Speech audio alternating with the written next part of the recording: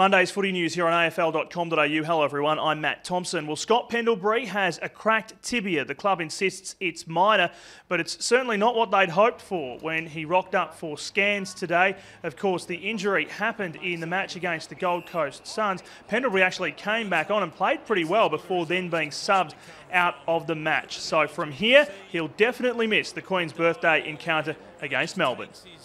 Yeah, it's a minor injury, but as I say, certainly wouldn't play this week, and the fact we've got a bye the following week is probably opportune because I don't think he'd get up for the following week. But beyond that, we're pretty confident that he'll get up probably for the third game.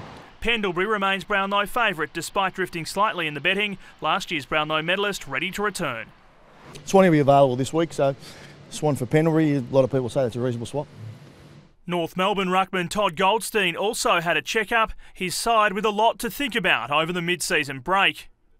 I think we're all getting pretty frustrated. You know, it was very disappointing on the weekend, and we know we're a lot better side than we showed on the weekend. So we've got a lot of work to do, and hopefully we can regroup now over the bye and get together and have a good second half of the season. The Kangaroos still reeling from Lance Franklin's 13-goal rampage.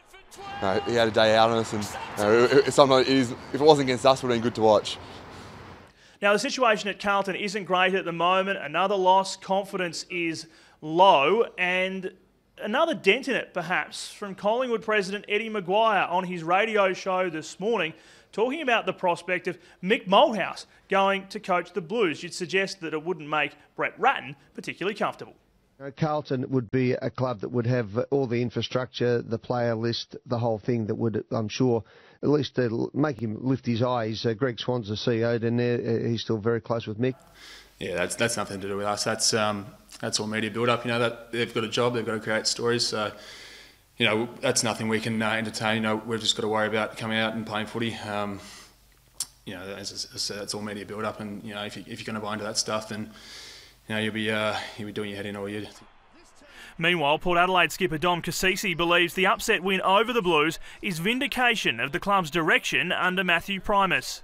You know, Matty should be getting a fair bit of credit, a lot of the credit, because he went down a path last year which wasn't the easy path, and got experience into the young guys. They've had another summer now, and I think we're just starting to see, like I say, the benefits of the hard work over the last 18 months come through. And by no means are we totally out of the woods yet, but we're seeing steady improvement, and that's what we like. For the Bombers, a wake-up call down by the lake at Albert Park, and an admission attitude may have been a factor in the shock loss to Melbourne.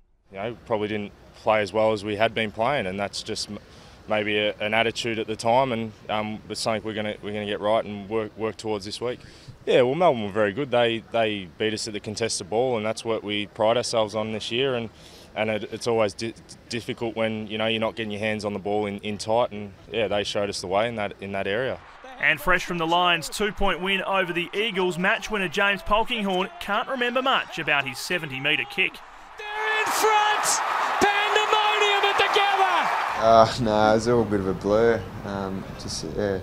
Just got in and saw the goals and went for it. A bit of an instinct thing, but it was lucky it come off. All right, just before we go, great news for the Adelaide Crows off the back of Patrick Dangerfield re-signing. We can tell you now the 22-year-old Victorian Rory Sloane is staying put in the City of Churches. He has signed a 3-year deal. And of course, match review panel. It's always a big story on a Monday. We'll be all over that for you here on AFL.com.au in separate reports. For now, from all of us here, click back soon.